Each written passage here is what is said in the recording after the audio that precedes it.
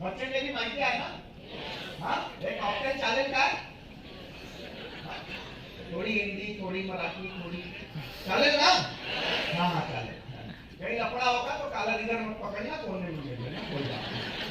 ठीक है, तो सब कुछ बढ़िया चल रहा था। मतलब काफी संघर्ष के बाद मैंने अपनी जिंदगी में, और संघर्ष का दौर कौन सा था? जिस उम्र में लोग डिग्रियां लेते हैं, डिप्लोमा करते हैं, और इस विचार से कि कुछ आगे चल करके जिंदगी में नौकरी करूंगा, ठीक है, अच्छी नौकरी मिल जाएगी तो ये सब जानते हैं, अच्छी नौकरी मिल जाएगी, अच्छी छोकरी मिल जाएगी, उसकी चिंता सबको है। ठीक है, चलो कोई बात नहीं, वो भी जरूरी है, जिंदगी का एक पार्ट है ना साहब। तो उस उम्र में मैंने अपनी जिंदगी में दुनिया का सैर करना शुरू कर दिया। Whenever I was 20-21 मतलब 21-22 साल, 20-21 साल की उम्र में मैं दुनिया की अलग अलग कंट्री का सैर कर रहा था, क्योंकि मेरी नौकरी ऐसी थी, मेरा जो पास्ट था इसी तरह से था, जो मैंने आपको बताया, बेसिकली मर्चेंट। तो उसको भी पाने के लिए साहब बहुत संघर्ष किए हम। हाँ, ट्रेनिंग ली, हार्ड ट्रेनिंग से किया, हार्ड स्ट्रगल किया प्लेसमेंट के लिए। ये सब कुछ होने के बाद इसके बाद जब ये नौकरी की शुरुआत मैंने की तो जिंदगी शानदार, मतलब वहां पे भी फ्लाइट ऑफ फ्लैटेंसी बहुत हायर था, कल्पना की उड़ान जिसे बोलते हैं, that was too much very higher. मैंने अपनी जिंदगी में वहां पर भी टॉप पर जाने के विचारों के साथ में उस काम को शुरू किया था। और 20-21 साल की उम्र से मैं अपने वतन में कम 6 to 8 मंथ में अब्रॉड रहता था। लंदन हो, पेरिस हो, दुबई हो, बहरीन हो, मस्कट हो, कुवैत हो, सिंगापुर हो, मलेशिया हो, इंडोनेशिया हो, साउथ अमेरिका, नॉर्थ अमेरिका, ये ऑल मतलब मोर देन 25 कंट्री, 25 से ज्यादा कंट्री मैंने अपनी जिंदगी में उस नौकरी की वजह से देखा। पर हिंदुस्तान जैसा जहां मैंने पूरे संसार में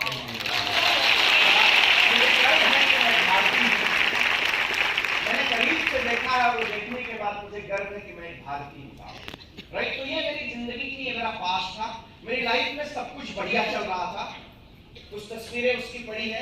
यहाँ आने के पहले और आने के बीच में बहुत से लोगों ने कहा साहब कुछ पीपीटी शो में आए, प्रभात जी बैठे, नमस्कार साहब, तो कुछ पीपीटी शो होनी चाहिए। तो मैं बोला भैया प्रत्यक्ष को प्रमाण की आवश्यकता होती नहीं, फिर भी आप कह रहे हो तो ले लो कुछ प्रमाण, ठीक है, नहीं तो मैं तो जो है वो आपके सामने कराऊं।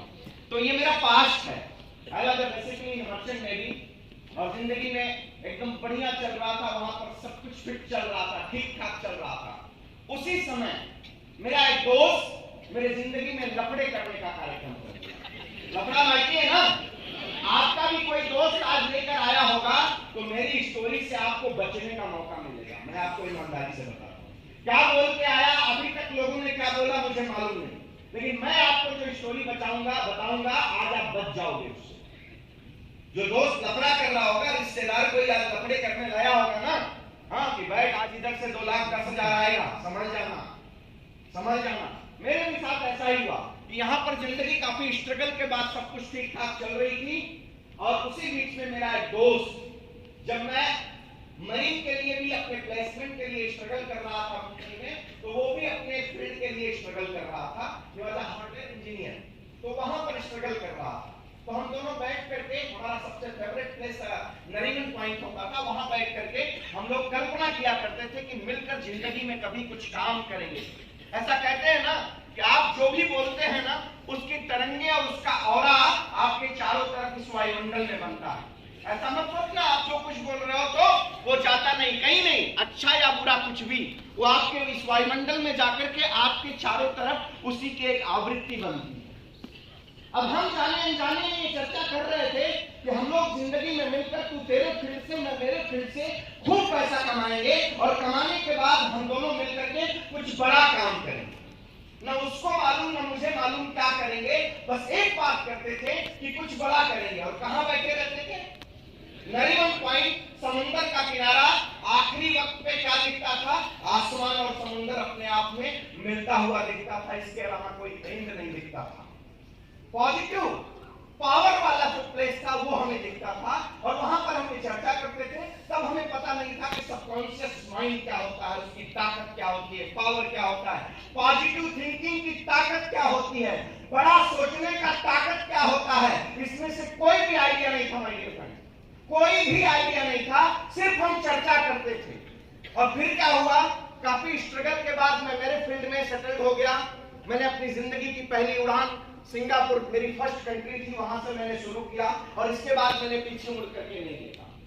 जहां जहां जहाज जाती थी उस रास्ते, समुद्र के रास्ते, वहां मैं जाता था। I was working on IPF vessel, मतलब मैं कभी इंडिया से कभी जहाज ज्वाइन नहीं किया, फॉरेन की किसी न किसी कंट्री से, और working on a chemical tanker, चलता फिरता पंप, उसके ऊपर काम करता था।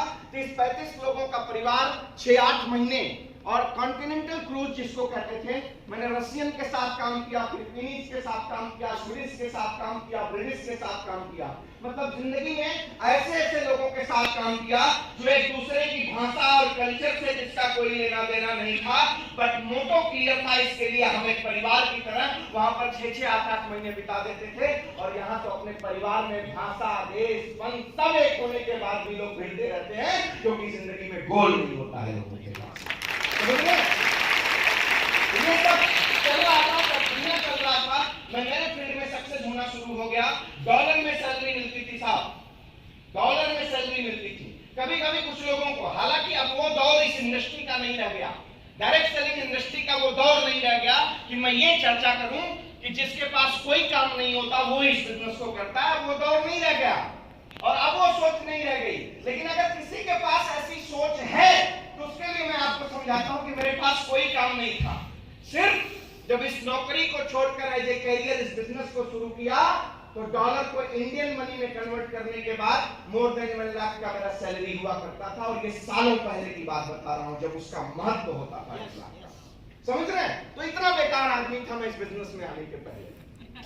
हाँ, अगर किसी को ये लग रहा है कि जिसके पास कुछ काम नहीं है, पार्ट टाइम वाला है, टाइम पास में जो करना है कर लेंगे, तो आपको समझाना चाहता हूं कि भैया ये मैं करता था। वहां पर जिंदगी ठीक चलना शुरू हो गई, प्लेसमेंट हुआ, जॉब मेरा शानदार, मेरा दोस्त भी अपने लाइन में ठीक ठाक करने लगा, सब बढ़िया चल रहा था। एक बार मैं फॉरेन से लौट कर आया था, साइन ऑफ करके मुझे हिसाब किताब लेकर कंपनी से घर जाना था। उसी समय मेरे दोस्त ने घर छुट्टियां बिताकर वापस आकर फिर मुझे जाना था। उसी समय मेरे दोस्त ने इस बिजनेस के बारे में मुझे बताया। और आप लोग तो इतने शानदार माहौल में बैठे हो, एकदम अंगड़ाइयां लेकर हुए आप बैठ करके इस बिजनेस को देख रहे हो। और हमारी स्थिति क्या थी कि हम और दोस्त दोनों पब्लिक ट्रांसपोर्ट से, बस से, बीएसटी की बस से कॉमन रिलेटिव के यहाँ जा रहे थे। और पेपर लेकर, पेन पेपर लेकर वो गोल गोल मुझे समझा रहा था। और क्या समझाया कि ये प्रोडक्ट परचेज कर लेने से बिजनेस स्टार्ट हो जाएगा, प्रोडक्ट परचेज कर लेने से बिजनेस स्टार्ट हो जाएगा। चलो भैया सब ठीक है। इसके बाद बोला ये बिजनेस अगर करते हो तो आपको 2,10,000 रुपया कमाने का मौका है। यही देखा आपने ना? तो मैं तब तक भी ठीक था। तुम्हें बोला साल में 2,10,000 कमा लेंगे तो क्या हो जाता है?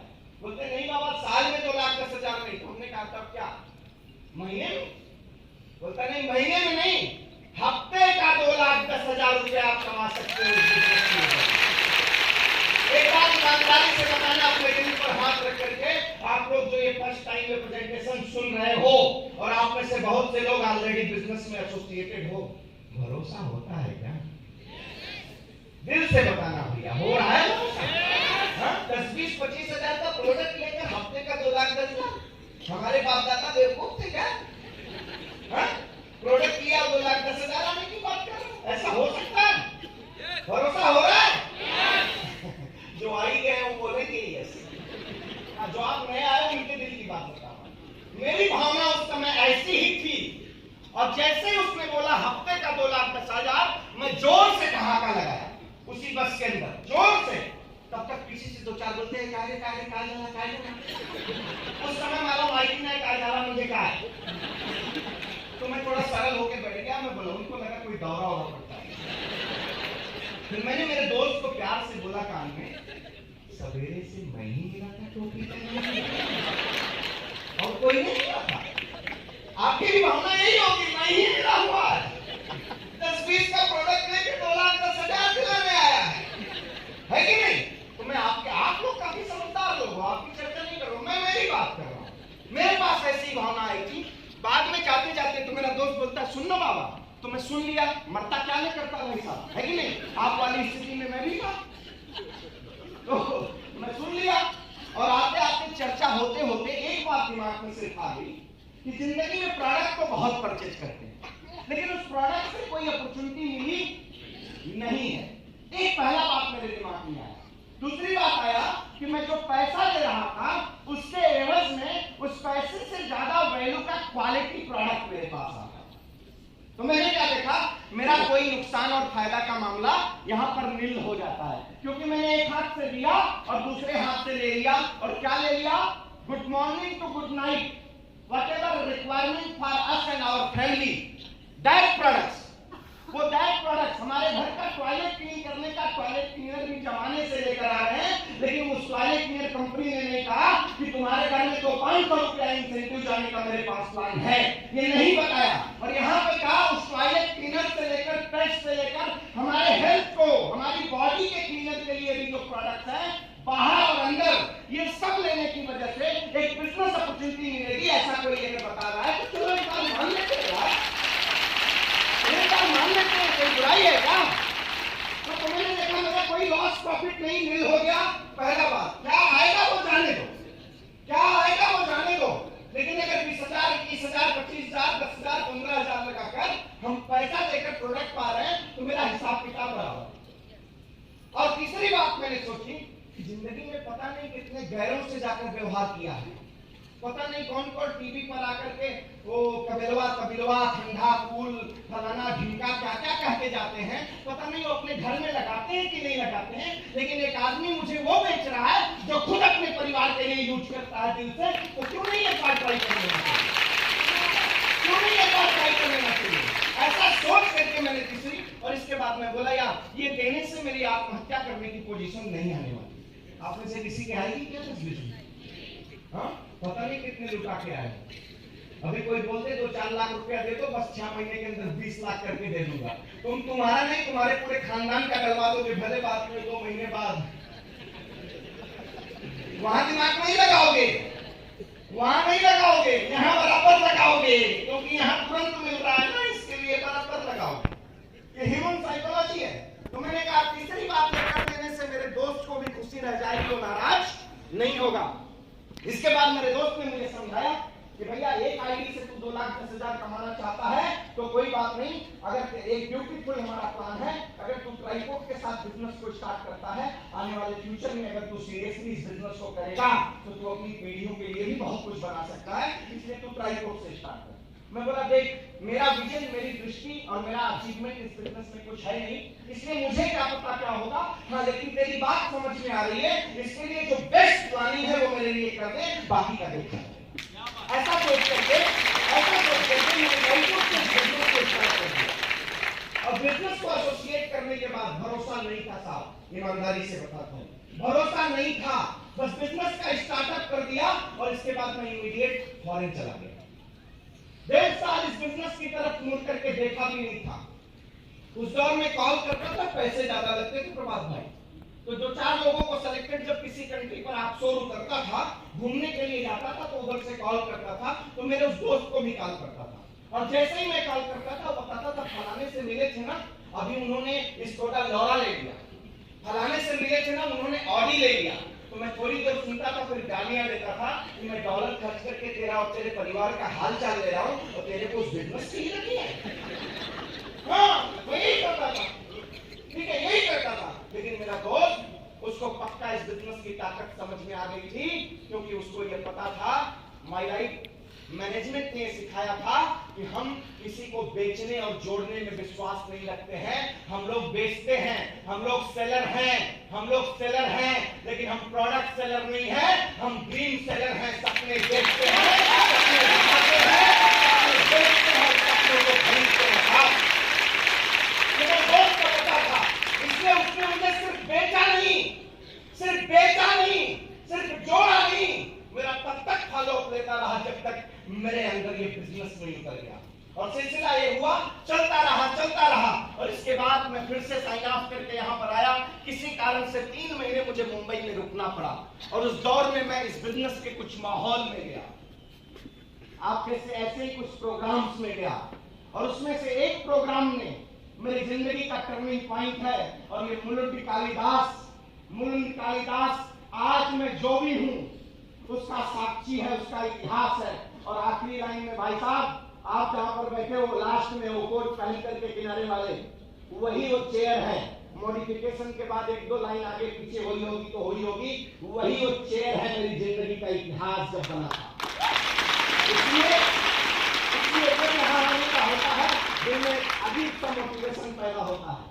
तो बिजनेस के कुछ माहौल में गया तो इस बिजनेस की ताकत को समझना शुरू किया। मैंने आपको क्या बोला, मैं प्रोडक्ट लेकर के बिजनेस में आ गया था, लेकिन इस बिजनेस से मैंने कुछ अचीव नहीं किया था। मालूम है क्यों? क्योंकि प्रोडक्ट लेकर के आप बिजनेस में आ जाओगे, आपका हिसाब किताब बराबर हो जाएगा। लेकिन आज जो स्टेज पर आकर के लोग, वो राम भाई बोले ना आज 28-30 लाख की आज इलेक्ट्रिक कार लेने का डेयरिंग, और अभी पीछे खड़े होकर के चर्चा हो रही थी तो कहे सर उस झोपड़पट्टी में मैं रहता था और आज देखिए 30 लाख की कोना कार, तीसरी चौथी कार होगी उसकी जिंदगी की, राइट? ये बिजनेस में उनके आने की वजह से नहीं हुआ है।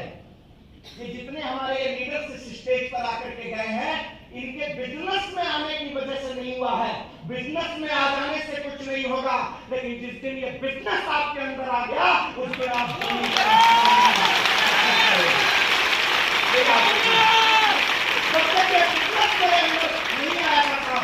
बिजनेस में मैं जब तक आया था मेरा कुछ नहीं हुआ था, लेकिन जब इस तरह के माहौल में बैठना शुरू किया और लोगों के अचीवमेंट को देखना शुरू किया, ऐसे लोगों को भी देखा कि एक रिक्शा ड्राइवर अपनी जिंदगी में कहां से कहां पहुंच गया, एक बेसिक काम करने वाला व्यक्ति कहां से कहां पहुंच गया, एक इंजीनियर, एक डॉक्टर, अलग अलग लोग, हाईली क्वालिफाइड लोग आज हमारे प्रभात भाई बैठे हैं।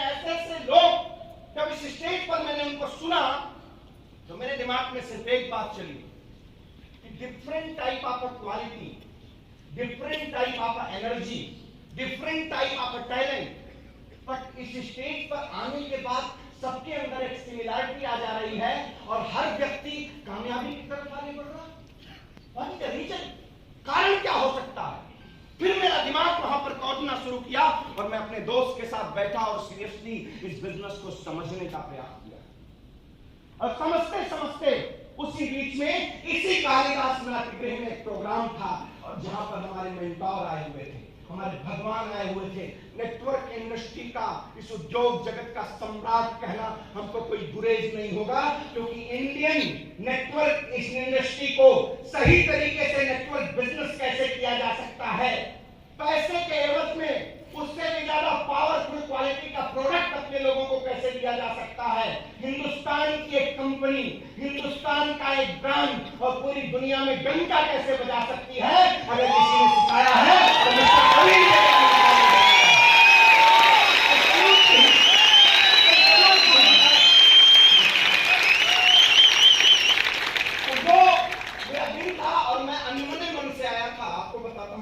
मेरा कोई दिल नहीं था, क्योंकि मुझे कंपनी से बार बार कॉल आ रहा था।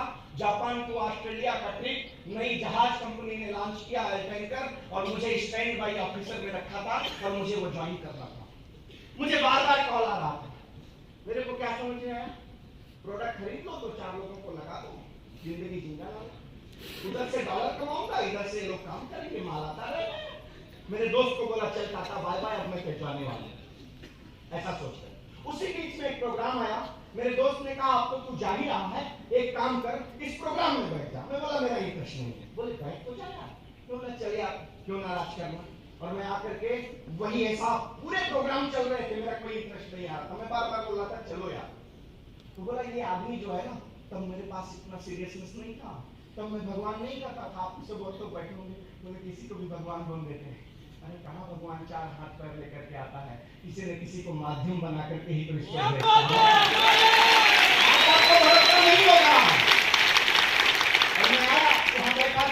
बोले एक आखिरी इस आदमी का स्पीच सुन ले, इसके बाद चलते।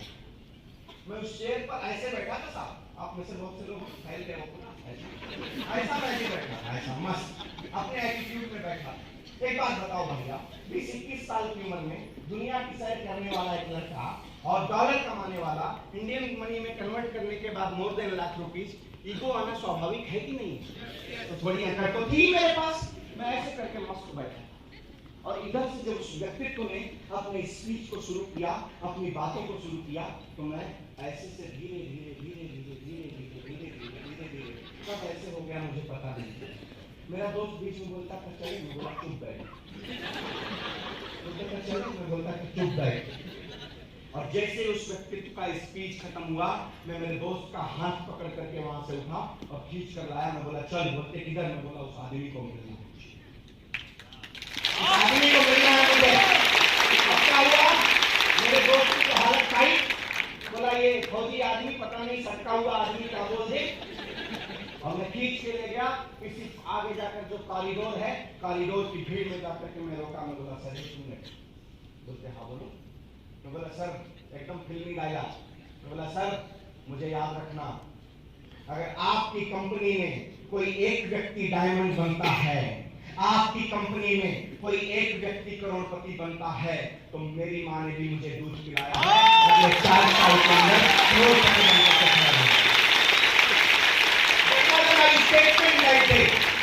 ये मेरा स्टेटमेंट माँ कसम बोलता हूँ, माँ कसम। माइक पाकर कुछ भी नहीं बोलता हूँ साहब, मैं जो हकीकत जिंदगी में गुजरी है वो चर्चा आपसे मैं कर रहा हूँ। माँ कसम ये स्टेटमेंट था मेरा। और ये स्टेटमेंट के बाद जैसे ही आगे हाँ बेटा करो करो, मेरे जैसा पता नहीं कितने कसूर से करने के बाद तक उनको मिलते होंगे ऐसे हाँ ना, और क्या ठीक है। जैसे ही आगे निकले मैं पीछे आया, मेरा दोस्त एकदम थोड़ी देर में मेरा भी नशा होगा करता है ना।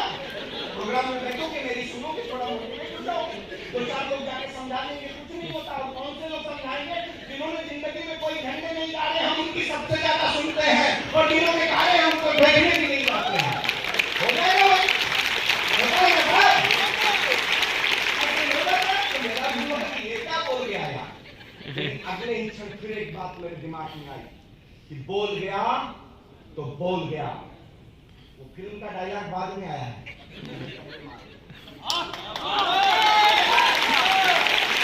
तो बोल गया वो करके दिखाऊंगा। और अगर कोई एक व्यक्ति इस बिजनेस के अंदर करोड़पति बन सकता है, तो मेरी माँ ने भी मुझे, आपकी भी लड़ाई होगी ना भैया, आप अपने आप से पूछो ना। मैंने अपने आप से कहा था साहब, और उसके बाद पीछे मुड़ करके नहीं देखा। अकेला शुरू किया था, अकेला शुरू किया था साहब। कुछ लोग शुरू करने के पहले ही एंड सोच लेते हैं, इसको मिलूंगा, कहाँ जाऊंगा, इतनी तो आबादी है, उनको मिल लिए होंगे, वो क्या कहेंगे, फलाने क्या कहेंगे। हाँ एक बात थी, इसको शुरू करने के पहले एक चीज अपने दिमाग में रख लिया था कि जिंदगी का सबसे बड़ा रोग क्या कहेंगे लोग। ये लोगों का काम है कहना। आज जब भी आप कुछ नया शुरू करोगे, उतरोगे मैदान में ना, तो खींचने वाले ज्यादा मिलेंगे, लेकिन जिस दिन आप सफल होकर के दिखाओगे, वही लोग तालियां बजाने वाले आपके लिए हैं। जीवन में ना, जब तक आप किसी चीज के लिए उसकी कीमत नहीं अदा करोगे, तब तक आपको हासिल नहीं होगी। आज तक मैंने अपनी जिंदगी में किसी stage say that day was my last day, और मैंने उसी दिन अपनी जहाज को आग लगा दिया। अपने सबसे इंपॉर्टेंट डॉक्यूमेंट पर मैंने खुद से कलम चला दी थी साहब, रेड पेन, जिगर चाहिए उसके लिए जिगर। और वो मैंने किया था साहब। मैं आपको नहीं कह रहा हूं, आपके पास अपॉर्चुनिटी है कि आप 2 पंच 1 लंच जिंदगी टंच वाला काम कर रहे हो, है ना। सुबह जाके शाम को आपके पास वक्त मिलेगा। आप पार्ट टाइम में इस बिजनेस को डेवलप करते करते जिस दिन आपका ज्ञान, आपकी सोच, आपका अचीवमेंट बढ़ने लगे, आपके ऊपर डिसीजन है कि आप जिंदगी में गुलामी करना चाहोगे, इंडिपेंडेंट अपनी जिंदगी के मालिक बनोगे। फिर मैं क्या करता, मैं एक बिजनेस लेकर मैं पानी में जाता, पानी को बताता, मछली को बताता, सार को बताता, किसको बताता। हर बार नए नए कंट्री के लोग मिलते थे, किसको बताता। तो जब मुझे इस बिजनेस की ताकत समझ में आ गई, उस दिन मैंने एज अ कैरियर करने का डिसीजन लिया। अकेला शुरू किया था इस बिजनेस को, अकेला शुरू किया था। आज हिंदुस्तान के 13 से ज्यादा स्टेट में मेरी टीम डेवलप हो रही है। अचीवमेंट है, मेरे पास क्या है जाने दीजिए, मैं कितना कमाता हूं जाने दीजिए। आज हजारों लोग ऐसे टीम में हैं जिनके घर हर हफ्ते 500 से लेकर के 5000, 10,000, 20, 25, 50 लाख जाते हैं। ये मेरा सबसे बड़ा अचीवमेंट है।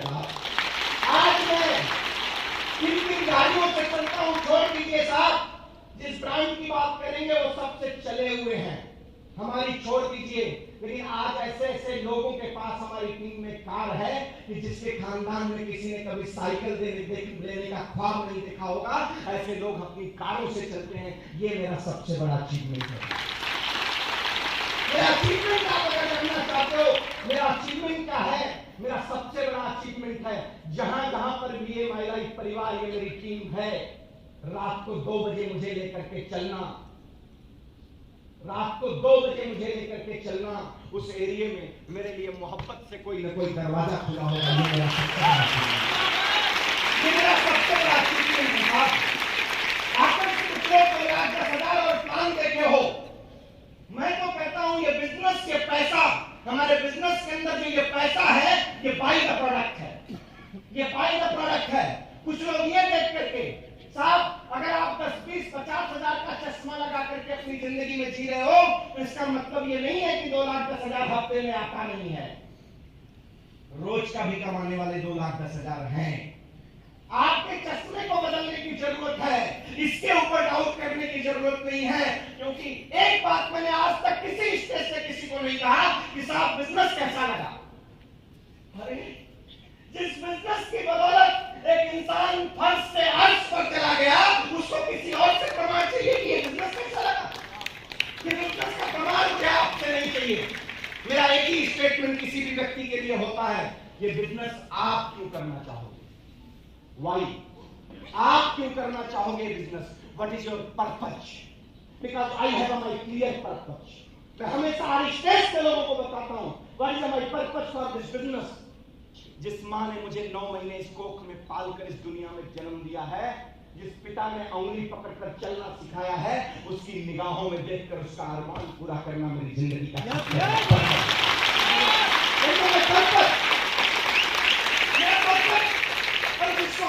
करके आया हूं। वो बीवी जिसने अपने जीवन में 2 बार जन्म लिया, एक बार अपने माँ बाप के घर और दूसरा जन्म लिया अपने ससुराल में। और इसके भरोसे आपकी मालूम है, सब कुछ ऊपर नीचे हो चलेगा, लेकिन मेरा नौरा है ना, मेरा नौरा अगर चांगला है, मेरा राजा अगर बढ़िया है, तो मैं सब सह लूंगी, क्योंकि मैं एक राजकुमार के पास जा रहा हूं। इसीलिए ये जिंदगी इसे रानी बना करके रखना मेरी जिंदगी का सबसे बड़ा पर्पज है। मेरी औलाद बड़ी हो तो पड़ोसी वाले अंकल को देखकर मोटिवेट नहीं होना चाहिए। मेरा अचीवमेंट इतना बड़ा होना चाहिए कि बोले मेरे बाप के जैसा मैं बनना चाहिए। ये होना चाहिए। मेरी जिंदगी में इस मुकाम पर आने के लिए जिन जिन लोगों ने समाज में मुझे सहयोग किया है, अगर उनको मेरी जरूरत पड़े तो मेरा कद इतना बड़ा हो कि मैं निस्वार्थ खड़ा हो सकूं, ये मेरी जिंदगी का पर्पस है। इस बिजनेस को करने का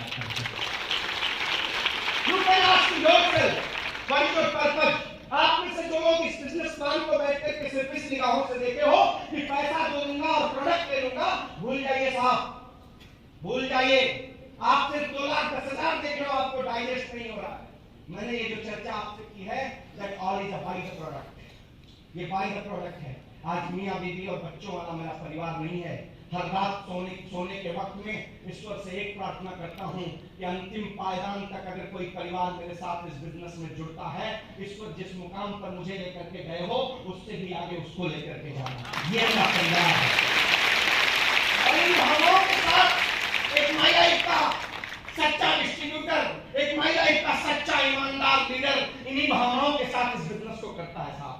डायरेक्ट सेलिंग इंडस्ट्री क्या है? जाइए सर्च करिए। कहते हैं जब परिस्थितियां विपरीत हो उस वक्त जो आपका साथ दे वो सच्चा साथी होता है। सुनाई कर रहा हूं, है ना? हम अपनी, हमारे आपके बाप दादा, उनके भी पिताजी से जरा पूछना कि क्या कभी ऐसी सिचुएशन आई थी कि पूरी दुनिया एक साथ ठप हो गई? जैसे कोविड पैंडेमिक, राइट और रॉन्ग? पूरी दुनिया एक साथ ठप हो गई साहब। दुनिया की सबसे बड़ी महामारी का इतिहास है और हम लोग उसके गवाह हैं। और उस वक्त जब लोग 30 साल 40 साल से जिन कंपनियों में काम कर रहे थे, ऐसी ट्रेडिशनल मार्केट की बड़ी बड़ी कंपनियों ने भी लोगों को या तो 70%, 30%, 40%, 50% सैलरी कट कर दिया, या तो बंद कर दिया कि जब आएगा तब न दूंगा, या तो लव लेटर पकड़ा दिया कि अब हमसे नहीं संभल रही है, जाओ। आई एम राइट और रॉन्ग? आई एम राइट और रॉन्ग? उस समय आज की डेट में सबसे बड़ा ज्ञानी गूगल को कहा जाता है। आप कुछ भी सर्च करो, आड़ा टेढ़ा सब मिलेगा आपको। राइट और रॉन्ग? उस समय पूरी दुनिया में गूगल सर्च इंजन पर सबसे ज्यादा सर्च किया जाने वाला इंडस्ट्री डायरेक्ट सेलिंग इंडस्ट्री था, नेटवर्क मार्केटिंग इंडस्ट्री था। सबसे ज्यादा इसको सर्च किया गया वो इंडस्ट्री थी। ये है डायरेक्ट सेलिंग इंडस्ट्री का ताकत। That is the revolution of 21st century. ये 21वीं सदी की क्रांति है। इसको आप प्रोडक्ट बेचने और जोड़ने वाली सोच से केवल इस बिजनेस को देख करके मत जाइए। ये वो बिजनेस है जो किसी देश की आर्थिक स्थिति को बदलने का ताकत रखती है और बदल रही है। बदल रही है। अगर किसी देश की आर्थिक स्थिति को बदल सकती है तो क्या हमारे आप जैसे परिवारों का नहीं बदल सकती है? बोलिए ना, नहीं बदल सकती है? बदल सकती है, लेकिन हमको उसके लिए बृहद सोच की जरूरत है। अपने चश्मे के नंबर को बदल कर देखने की जरूरत है साहब। ये है कि direct selling industry. What is my life? Direct selling industry है, बहुत कंपनियां होंगी। What is my life? हाँ, because I am a distributor of my life, इसलिए मैं कहूंगा नंबर 1। जो हमारे नए दोस्त आए होंगे यही सोच रहे होंगे, भैया कोई अपनी दही को खट्टी थोड़ी करता है, कोई अपनी दही खट्टी करता है नहीं। बट हम कहते हैं तो प्रमाण के साथ आपको बात करते हैं। वक्त नहीं है, सिर्फ 1 से 2 एग्जांपल आपको देता हूं। पहली बात, MI lifestyle global private limited company का डायरेक्ट सेलिंग इंडस्ट्री की किसी कंपनी से कोई टक्कर वक्कर है ही नहीं। पहला बात तुम जानते नहीं हो, कोई टक्कर वक्कर नहीं है बाहर। अब आपको बताता हूं हम कहां पे टक्कर दे रहे हैं। हमारा एक ब्रांड है, दैट्स कॉल्ड एलिमेंट वेलनेस। अभी 7 साल उसको हो गया। जब हमारा वो ब्रांड को बच्चा जो है 5 साल का जब हुआ था, उसी समय आयुर्वेदा के सेक्टर में बेस्ट हेल्थ केयर ब्रांड के अवार्ड से नवाजा गया एलिमेंट ब्रांड को। ठीक है? और इसको 1930 से, आजादी के पहले से जो कंपनियां आयुर्वेदा के सेक्टर में काम कर रही थी, उन सबको टक्कर दे करके हमारा ब्रांड 5 साल के अंदर, एक एलिमेंट ब्रांड 5 साल के अंदर नंबर 1 बना और 2 साल के अंदर फिर से दूसरी बार बेस्ट हेल्थ केयर के ब्रांड से नवाजा गया।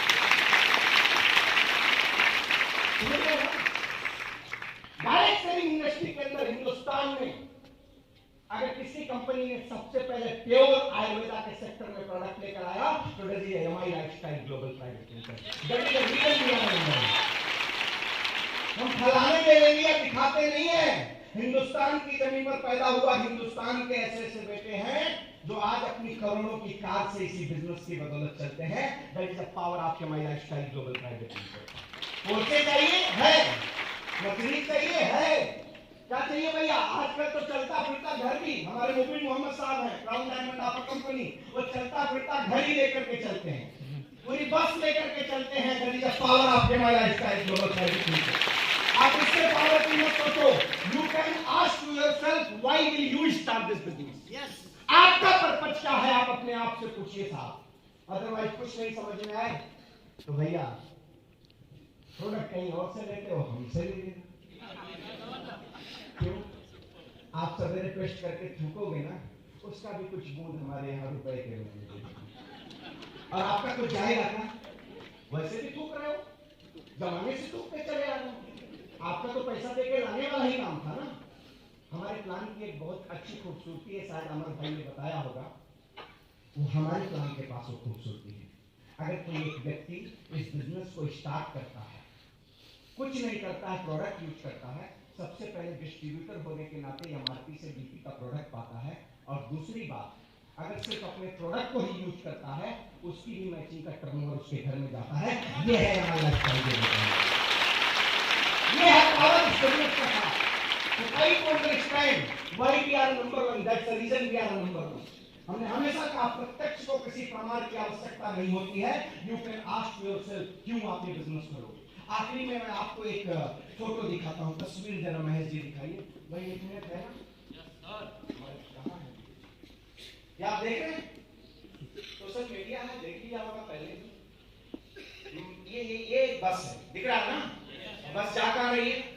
पहाड़ में। कहां जा रही है? टनल में, सुरंग में। अरे भैया हिंदी आती है बोल दो, उसमें शर्म की बात नहीं है।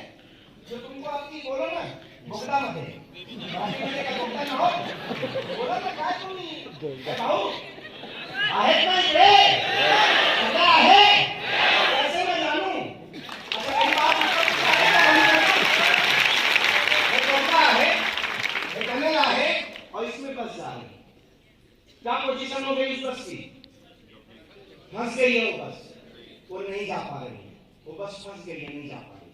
लेकिन मामला क्या है, ये एक बस थी, एक बच्चों का टूर जा रहा था, स्कूल के बच्चों का टूर जा रहा था और बसें जा रही थी। ये बड़ी बस थी, छोटी सारी गाड़ियां निकल गई वहां से। ये बस वाला भी पूरे कॉन्फिडेंस में लेकर के उस सुरंग में घुस गया, लेकिन जैसे ही घुसा आगे जाकर के वो बस फंस गई। अब सारे बच्चे स्कूल के सब लोग अब सारे परेशान, सारे टीचर्स प्रिंसिपल सबके सब लोग, अरे बस फंसी है, बस फंसी है, सबके सब लोग परेशान हो गए। अब क्या हो, कैसे निकले जाओ? बस के ड्राइवर को बुलाया गया कि भाई तू इतना ओवर कॉन्फिडेंट क्यों हो गया? तो बोला साहब ऐसी बात है कि मैं इसी टनल से कई बार आया गया, ऐसा नहीं कि मैं पहली बार आया, लेकिन पता नहीं क्यों अभी फंस गई। सारे जतन लोग लगा डाले। अब तो लगता है बोगदा को थोड़ा छांटना पड़ेगा, या तो ट्रेन बुला करके इसको खींचना पड़ेगा, बस का कुछ भी हड्डी पंजर टूटेगा, कुछ न कुछ होगा, भाई बच्चों को उतारो, कुछ करो। सब जितने बड़े ज्ञानी बैठे थे सब ज्ञानी ज्ञान लगा रहे और सब दिमाग लगा रहे थे, लेकिन कोई सलूशन नहीं निकल रहा था। कोई धक्के मार करके सोच रहा था थोड़ा धक्का दे करके इसको पीछे कर दिया जाए, आगे पीछे सब चक्कर चला रहे थे, लेकिन किसी भी चक्कर में कोई चक्कर काम नहीं कर रहा। तब तक सारे बच्चों को भी उतार दिया गया कि बच्चों को उतार दिया जाए, बस को धक्का देकर के पीछे लिया जाए, सब चल रहा। तब तक एक छोटा सा बच्चा उसमें से आया और बोला सर मैं एक आइडिया दूं। तो वहां पर बड़े बड़े धुरंधर बैठे, तो क्या बोले, ये लो पीछे को देखो, अब इनके ही आइडिया से बच आइडिया देने आए। यहाँ दिमाग खराब है सबका। हाँ जिंदगी के वादे पड़े हैं, 2 पंच 1 लंच, जिंदगी हाँ 30 दिन 35 दिन के बाद मिला हुआ पगार भैया खाते में लिख लेना, ऐसे चल रहा है ना, खाते में लिख लेना। ऐसी पड़ी है, क्या पड़ी है अब वो आगे नहीं बोलूंगा, सबकी पड़ी है ऐसे, है ना। हाँ वो 35 मतलब 35वें दिन मिलता है और 15वें दिन खत्म हो जाता है। सारा जतन लगा करके सारी लाठी मार के बंदरों की तरह फिर भी जिंदगी बराबर चल नहीं रही है, और पिद्दी आकर के समझा रहा है कि मैं आइडिया दूं, तो भगा दी। फिर से आया, 1 घंटे 2 घंटे कार्यक्रम चलता रहा और फिर से आया लोग, बोला सर बोलो तो आइडिया दूं। तो इसमें से एक आदमी का बोला यार सब तो करके थक गए, एक बार इसकी सुन लेते हैं। तो उसने क्या बोला मालूम है, बोला सर एक काम कर सकते हैं। बोले क्या कर सकते हैं? बोले जो टायर की हवा है ना उसको थोड़ा कम कर दो, उसकी वजह से बस थोड़ा नीचे आ जाएगी और आराम से